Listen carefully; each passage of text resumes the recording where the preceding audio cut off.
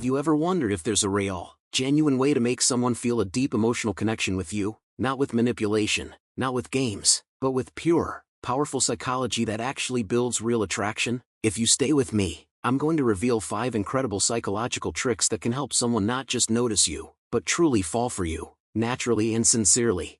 Let's dive into the first one. It's called the power of emotional mirroring. This is not about copying every little thing someone does like a robot. Emotional mirroring is about tuning into the other person's emotional energy. When they're excited, you show genuine excitement with them. When they're thoughtful or calm, you slow down with them. It's about truly syncing with their emotional state. People feel safest and most connected when they sense, at a deep subconscious level, that you get them. For example, if they share a story that made them happy, don't just say that's cool. Smile, ask deeper questions, reflect that happiness back, make them feel heard. When people feel emotionally validated, bonds form almost effortlessly.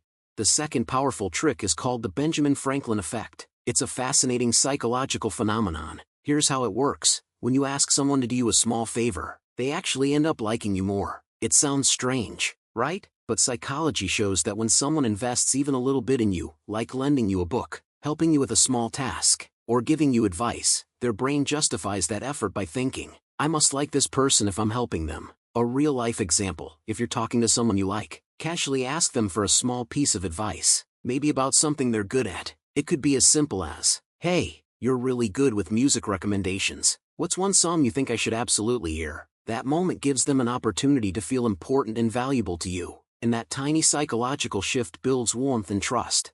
Now, the third trick is all about creating shared experiences, especially positive ones. Think about it, relationships are built on memories. When you create joyful, adrenaline-boosting experiences together, it strengthens emotional ties dramatically. This doesn't mean you need to book a trip to Hawaii tomorrow. Even small adventures count. Exploring a new coffee shop together, taking a spontaneous walk somewhere beautiful, playing a fun game, even just laughing together over something silly. Research has shown that when two people experience novelty and excitement together, it triggers dopamine, the same chemical that plays a big role in falling in love. So the more positive memories you stack up, the more their brain connects you with feelings of happiness.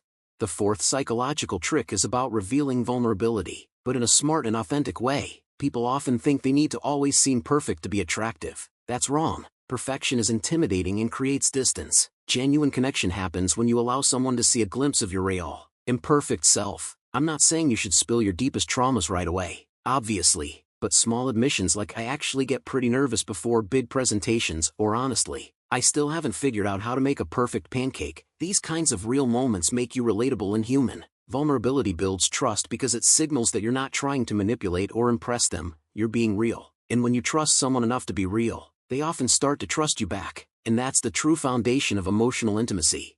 Finally, the fifth psychological trick is strategic eye contact, but not in a creepy, forced way. Studies have consistently shown that deeper, sustained but comfortable eye contact significantly increases feelings of attraction. Eye contact releases phenylethylamine, a chemical associated with falling in love. Next time you're with someone you're interested in, try this. When they're talking about something meaningful, look them softly in the eyes just a little longer than you normally would. And when you answer, keep that gaze for just a second or two more than feels automatic. It might feel intense at first, but if it's combined with a warm smile, it builds a magnetic kind of closeness that words alone can't create. Think of it like a silent way of saying, I'm fully here with you. Now, before you rush out and start trying all these tricks, it's important to understand something crucial. Timing and authenticity are everything. These psychological tools only work if they come from a genuine place. If you're forcing interactions, people can feel it, even if it's on a subconscious level. True connection can't be faked. It's about creating the right environment where love can naturally grow, not trying to hack someone's feelings like a computer. Let's get even more practical with real-world examples for each of these techniques. Imagine you're on a first date. Instead of trying to impress them with stories about your achievements, you focus on emotional mirroring. They tell you about a funny, embarrassing thing that happened to them. Instead of laughing at them, you smile warmly and maybe share a little silly story of your own. Immediately, you're building a bridge of emotional safety. They don't feel judged, they feel understood. Or take the Benjamin Franklin effect again. Suppose you're chatting at work with someone you're interested in. You could say something like, I heard you're really good at organizing projects. I've been struggling to keep my tasks straight. Do you have a quick tip? Asking for that tiny piece of help doesn't lower your value. It actually makes them subconsciously invest in you. and that emotional investment makes attraction easier to spark. Now about creating shared experiences. Many people think it needs to be extravagant. It really doesn't. Let's say you suggest grabbing coffee at a spot neither of you has ever tried. That tiny adventure, that slight unpredictability, already makes the moment more memorable than just meeting at the same old places, or even suggesting something playful like, let's each pick a random dessert we've never tried and rate it. These micro-adventures matter. They build the kind of memories that someone recalls with a smile and associates with you.